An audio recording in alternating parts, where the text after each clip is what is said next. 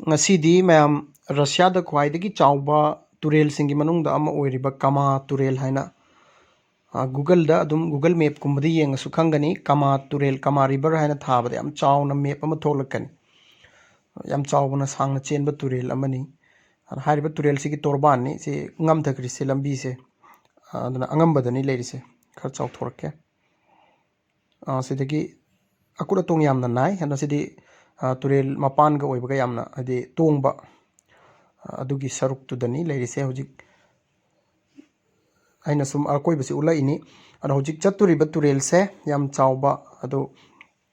kalen gi matam dadi ising oina uragasu hojik ningtham tha gi matam sidadi famjal laga mathak sida akoigi barab sina laiba damu un tasalakpa aduna mi chatpada puthaba khuthaba tawbagi phibam dane ba hojik leirisina sidagi chumdring chat khraga ta doini mangda hojik akoina mangda uriba gate haiba tare gate ki mawong se new year matam gi moina fazana sembani side side se da moigi mi pham pham adum loin thamme aduni mayam phamnari se aduga hojik aina chatliba mamang thangba sida akoigi turel leirini turel mapan sida moigi russia gi khwaidagi chawba akoigi institution sing je turel mapan sida jadum lei even khwaidagi chawba church haiba tare sida mangda uri se russia gi main church central church haiba tare aduni moi mangda hojik uri se aina ulai se yam chawe foundation se so som site so yam lei khre aina nakalam kaktagi utpa oibagini fare hojik mayam turel lomda chatlaga turel se ai uhalake yam phajai turel mapan se so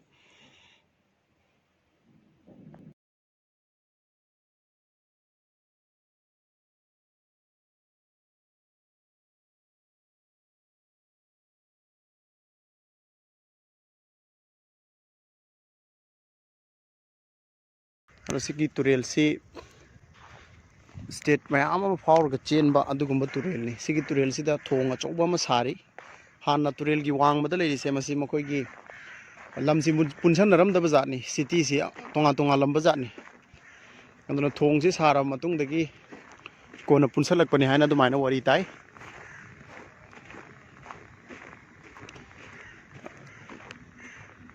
anduna hojikti unnoina mathak si onsal laga leiba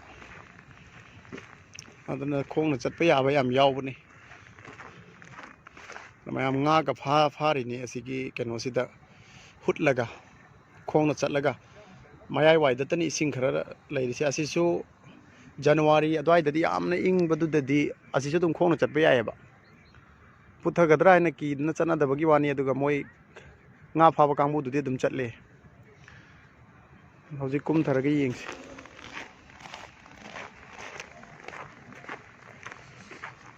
mayam sida russia marol da notice board am theli do sum mayam yengo ai parakke kamai to uno russia marol si yengo nungai bra.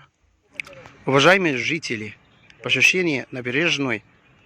попускается при наличии средства индивидуальной защиты, маска, респиратор, перчатки. Хайди глоб маск, адаги дистанция кафазна ага чатлу хайри мисла куматамда. Набережная открыта для пробежек, занятий спортом и прогулок. Прогулки на велосипедах, роликах и электросамокатах запрещены. Прогулки с животными запрещены. Набережная является территорией, свободной от курения и распития алкогольных напитков. Детские площадки предназначены для детей. Внимание!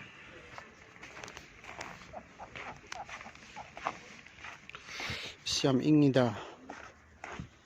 turel mapan yorok sia som lambi da salami ngai tiam ing di turel mapan yorok tiam ing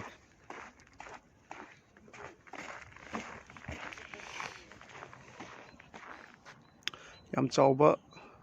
turel ni kilometer ama khare na pak kani si yeng bu da macha man be wani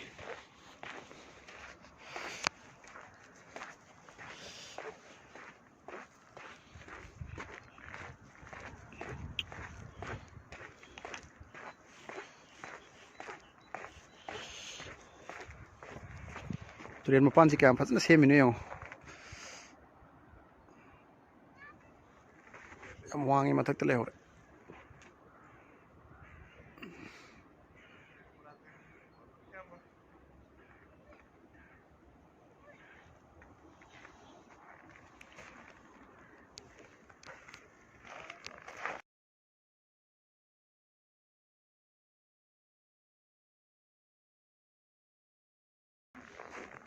Koi pham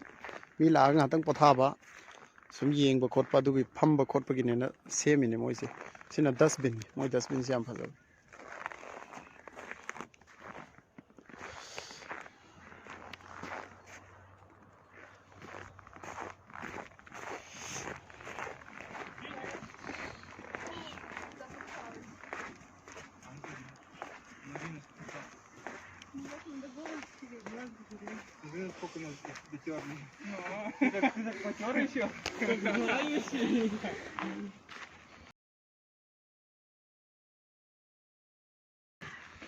si kum thagada ba yamna wat liaba aini kum ai se tangkhai khak ta challi sidagi amuka kum ga da wat liaba hojik yaura ise sida urani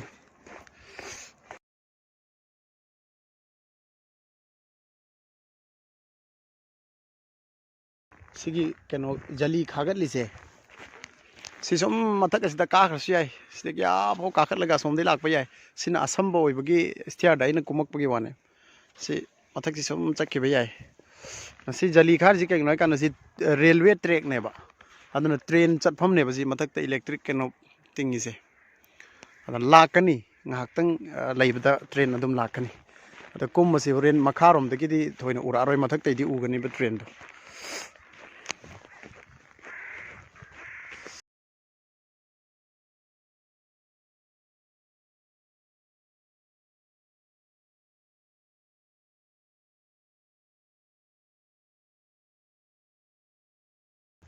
si mathak se hojiki train chatpagi lambi duni mathak se si som chatkhrini a phau kum thabasi loidri ko ji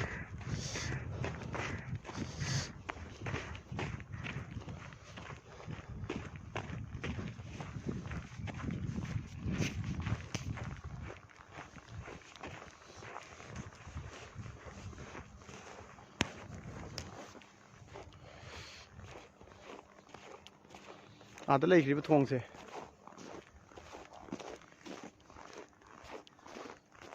se mo kum gudeni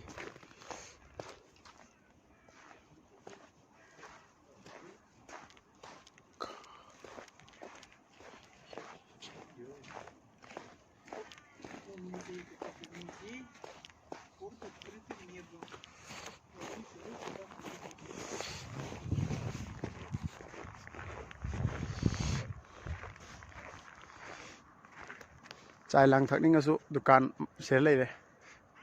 ada thar si cafe hai bani thar si cafe hai na bodo koi da dun asi ki thong ase afet yengone asi kilometer am he loidri yengo 1 kilometer hen chaw bane ba ai wakhal di kilometer am makhai muk oigitar khalle ba turel gi apak pase ada railway gi am thong am su leigri si asi da su asi su dum sangini ada ngasai gi khara khujan ba paktok pa jaga so dum lei lei bade do 1 kilometer di compulsory hen di helani lei khri phibam si angose si mapan si da sem khri si di city sina leiri phobo dum mapan si mai sem khram ya phause som da so adra mi la aga sida laurang wairam kari kara potha ba kot to ba hojik su magrib matam oidore ba laurang matam laurang ne ba duna sidagi yengkhibada uri se turel man pri yengu ma siso dum ising oibadune ba sise ising leiri ne ba si aswai dei hobuna te ba turel si direct ising leiri ne ba nahal keno tawri kan da ila e ba ad ising leiri ne ba si a ta khri chi uchek ne ba si mathak sida hojik chatlu radi put thadui ne ba si ado ꯄꯨꯊꯗꯕ ꯃꯐꯝ ꯂꯩ ꯑꯩꯈꯣꯏꯒꯤ ꯕꯔꯞ ꯑꯣꯏꯅ direct ꯂꯩꯕ ꯑꯗꯨꯗꯗꯤ ꯈꯣꯡ ꯊꯥꯔꯒ ꯑꯗꯨꯝ ꯃꯣꯏ ꯆꯠꯅꯩ ꯑꯗ ꯉꯥ ꯐꯥꯕꯒ ꯃꯤ ꯌꯥꯝ ꯂꯩꯌꯦꯕ ꯎꯏꯌꯦ ꯁꯣꯝ ꯁꯥꯏꯗꯁꯤꯗꯗꯤ ꯎꯗꯦ ꯉꯥ ꯐꯥꯕ ꯉꯁꯤꯒꯤꯗꯤ ꯍꯣꯡꯁꯨ ꯍꯣꯡꯉꯦ ꯌꯥꯝꯅ ꯃꯣꯏ ꯁꯤꯗꯩ ꯉꯥꯒ ꯂꯩꯔꯒꯗꯤ ꯐꯥꯔꯤꯀꯥꯟꯗ ꯑꯁꯤꯗ ꯎꯆꯦꯛ ꯂꯩꯀꯣ ꯁꯤ ꯎꯍꯜꯂꯛꯀꯦ ꯇ꯭ꯔꯦꯟ ꯍꯥꯏꯕꯗꯨ ꯁꯤꯗ ꯂꯥꯛꯑꯦ ꯑꯗꯣ ꯇ꯭ꯔꯦꯟꯅꯤ ꯆꯦꯟꯈ꯭ꯔꯤꯁꯦ ꯃꯊꯛ ꯑꯁꯤꯗ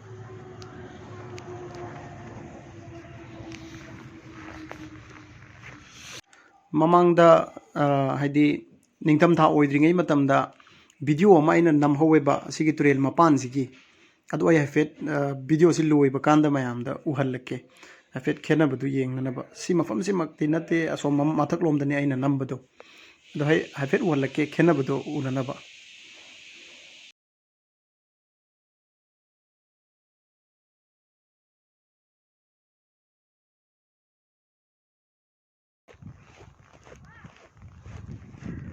ꯑꯉꯥꯡꯒꯤ ꯁꯥꯟꯅꯐꯝ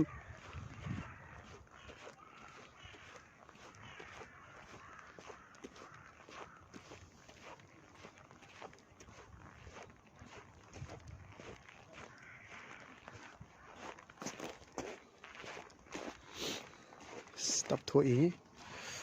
ꯇꯨꯔꯦꯜ ꯃꯅꯨꯡꯗꯅꯤ ꯇꯧꯔꯤꯁꯤ ꯑꯁꯤꯗ ꯂꯩꯈ꯭ꯔꯤꯁꯤ ꯃꯌꯥꯝ ꯑꯝꯇ ꯌꯦꯡꯉꯨꯅꯦ ꯑꯩ ꯈꯤꯇꯪ ꯆꯥꯎꯍꯜꯂꯛꯀꯦ ꯉꯥꯅꯨ ꯑꯩꯈꯣꯏꯒꯤ ꯌꯨꯝ ꯉꯥꯅꯨ ꯐꯖꯈ꯭ꯔꯕ ꯑꯗꯨꯏ ꯇꯥꯏꯞꯇ ꯎꯆꯦꯛꯀꯤ ꯃꯑꯣꯡꯅꯦꯕ ꯁꯤ ꯑꯩꯈꯣꯏ ꯃꯅꯤꯄꯨꯔꯤꯗ ꯀꯔꯤꯑꯅ ꯍꯥꯏꯕꯅꯣ ꯑꯍꯜ ꯂꯃꯟꯁꯤꯡꯅ ꯍꯥꯏꯕꯗ ꯏꯔꯨꯞꯄꯤ ꯑꯗꯨ ꯑꯗꯥꯒ ꯍꯥꯏꯕꯗꯨ ꯃꯥꯜꯂꯦꯕ ꯃꯀꯣꯛꯁꯤ ꯁꯪꯂꯞ ꯇꯧꯔꯒ ꯈꯤꯇꯪ ꯁꯦꯡꯕ ꯋꯥꯠꯂꯦ ꯃꯀꯣꯛꯁꯤ ꯁꯪꯇꯛ ꯇꯧꯔꯒ ꯃꯣꯏꯁꯦ ꯌꯥꯝ ꯐꯖꯩꯌꯦ ꯃꯣꯏ ꯄꯥꯏꯕꯒꯁꯤ ꯀꯌꯥꯝ ꯐꯖꯔꯤ ꯁꯤ ꯏꯪꯉꯕꯅꯤꯅ ꯄꯥꯏꯔꯔꯣꯏ ꯑꯗꯨ ꯏꯁꯤꯡ ꯈꯔ ꯂꯩꯕꯁꯤꯗꯅꯤ ꯃꯣꯏꯅ ꯇꯥꯔ ꯂꯩꯔꯤꯁꯦ ꯁꯤꯗꯩ ꯄꯥꯏꯔꯒ ꯏꯁꯤꯡ ꯂꯩꯕ ꯃꯐꯝꯗ ꯑꯃꯨꯛ ꯇꯥꯔꯨꯕ ꯎꯟ ꯃꯔꯛꯁꯤꯗꯗꯤ ꯃꯣꯏ ꯃꯈꯣꯡ ꯊꯥꯕ ꯉꯝꯕ ꯅꯠꯇꯦ ꯑꯁꯤꯁꯨ ꯏꯪꯈ꯭ꯔꯕꯖꯥꯠꯅꯤ ꯏꯁꯤꯡ ꯑꯁꯤ ꯍꯧꯖꯤꯛ ꯇꯦꯝꯄꯔꯦꯆꯔꯁꯤ -5 ꯍꯥꯏꯗꯤ 0 ꯑꯗꯨꯋꯥꯏ -5 ꯑꯗꯨꯋꯥꯏ ꯐꯥꯎꯗ ꯂꯩꯕ ꯑꯗꯨꯅ ꯂꯩꯕꯥꯛ ꯃꯅꯨꯡ ꯑꯁꯤ ꯈꯤꯇꯪ ꯁꯥꯕꯒꯤ ꯑꯗꯨꯅ ꯏꯁꯤꯡ ꯑꯣꯏꯅ ꯂꯩꯕꯒꯤ ꯋꯥꯅꯤ ꯑꯗꯨꯒ ꯆꯨꯝꯅ ꯏꯁꯤꯡꯁꯤ ꯌꯥꯝꯅ ꯂꯩꯕꯥꯛꯀ ꯌꯥꯝ ꯂꯥꯞꯅꯔꯕ ꯌꯥꯝꯅ ꯑꯔꯨꯕ ꯖꯒꯥ ꯃꯌꯥꯏ ꯑꯁ꯭ꯋꯥꯏꯗꯒꯗꯤ ꯕꯔꯞ ꯑꯣꯟꯈ꯭ꯔ ꯃꯊꯛꯁꯤ ꯂꯣꯏꯅ ꯁ꯭ꯋꯥꯏꯗꯒꯤ ꯍꯧꯔꯕꯁꯤꯅꯤ ꯑꯗꯨꯅ ꯂꯣꯏ ꯕꯔꯞ ꯉꯥꯛꯇꯅꯦ ꯁꯤ ꯃꯊꯛꯁꯤꯁꯨ ꯕꯔꯞ ꯃꯔꯣꯟꯅꯦꯕ ꯂꯩꯈ꯭ꯔꯤꯁꯤ ꯑꯗꯒꯤ ꯁꯤꯒꯤ ꯏꯁꯤꯡ ꯂꯩꯔꯤꯕ ꯁꯔꯨꯛꯁꯦ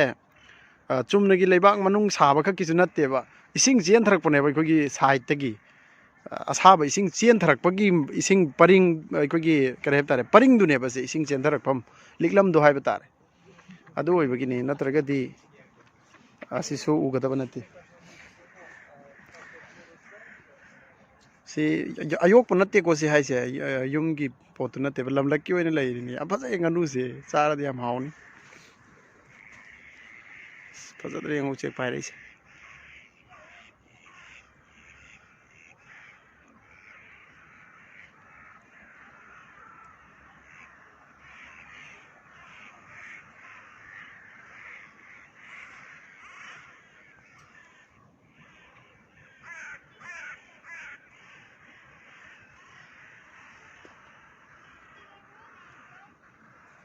ꯁꯤꯅꯤ ꯀꯃꯥ ꯔꯤꯕꯔ ꯍꯥꯏꯅ ꯍꯥꯏꯔꯤꯁꯦ ꯄꯔꯝ ꯁꯤꯇꯤꯗ ꯂꯩꯕ ꯌꯥꯝ ꯁꯥꯡꯈ꯭ꯔꯖꯥꯠꯅꯤ ꯃꯄꯥꯟꯁꯦ ꯆꯠꯄ ꯂꯣꯏꯕ ꯅꯥꯏꯔꯣꯏ ꯑꯥꯕꯨ ꯆꯠꯂꯗꯤ ꯅꯣꯡꯉꯥꯟꯈꯤꯕꯅ ꯍꯥꯜꯂꯅꯤ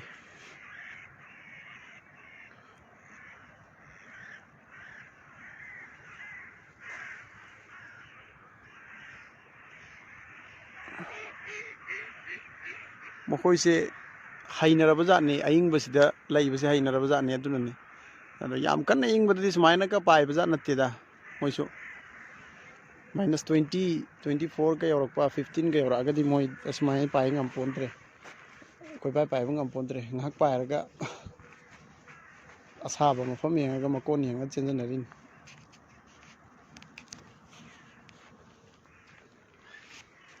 ꯁꯤꯅꯤ ꯑꯩꯅ ꯍꯧꯖꯤꯛ ꯎꯔꯤꯁꯦ ꯍꯟꯗꯛꯀꯤ ꯅꯤꯡꯊꯝꯊꯥꯗ ꯎꯔꯤꯁꯦ ꯁꯤꯗꯒꯤꯗꯤ ꯑꯩꯈꯣꯏꯁꯨ ꯂꯣꯏꯔꯗꯕꯅꯤꯅ ꯎꯕ ꯐꯪꯉꯔꯣꯏ ꯊꯣꯏꯅꯁꯨ ꯂꯥꯛꯇꯦ ꯑꯩꯈꯣꯏ ꯁꯤ ꯃꯐꯝꯁꯤꯗ ꯑꯗꯨꯅ ꯅꯤꯡꯊꯝꯊꯥꯗ ꯊꯣꯏꯅ ꯂꯥꯛꯇꯦꯕ ꯏꯪꯕꯅꯤꯅ ꯀꯅꯥꯁꯨ ꯏꯟꯇꯔꯦꯁ ꯂꯧꯅꯗꯤ ꯆꯠꯅꯗꯦꯕ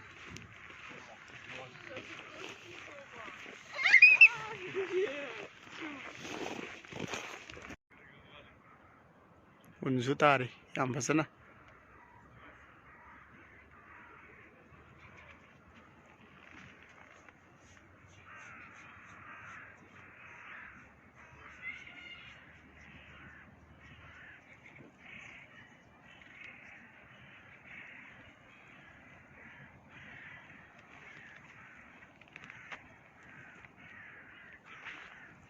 ꯑꯩꯅ ꯃꯃꯥꯡꯗ ꯅꯝꯍꯧꯋꯦ ꯍꯥꯏꯕ ꯚꯤꯗꯤꯑꯣꯗꯣ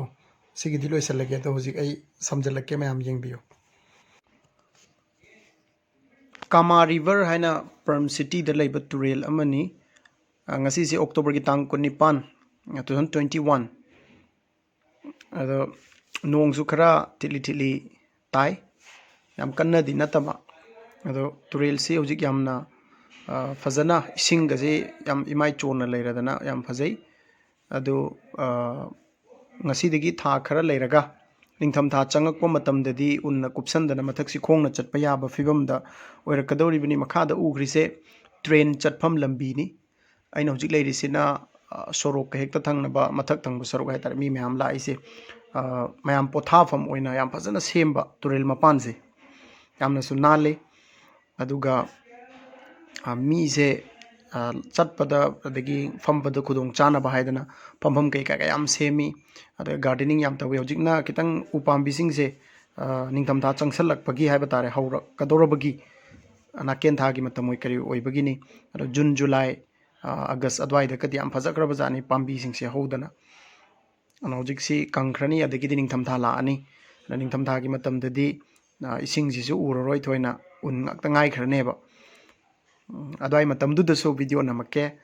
ꯑꯗꯨꯒ ꯍꯧꯖꯤꯛꯀꯤꯁꯤꯁꯨ ꯑꯗꯨꯝ ꯌꯦꯡꯃꯤꯟꯅꯁꯤ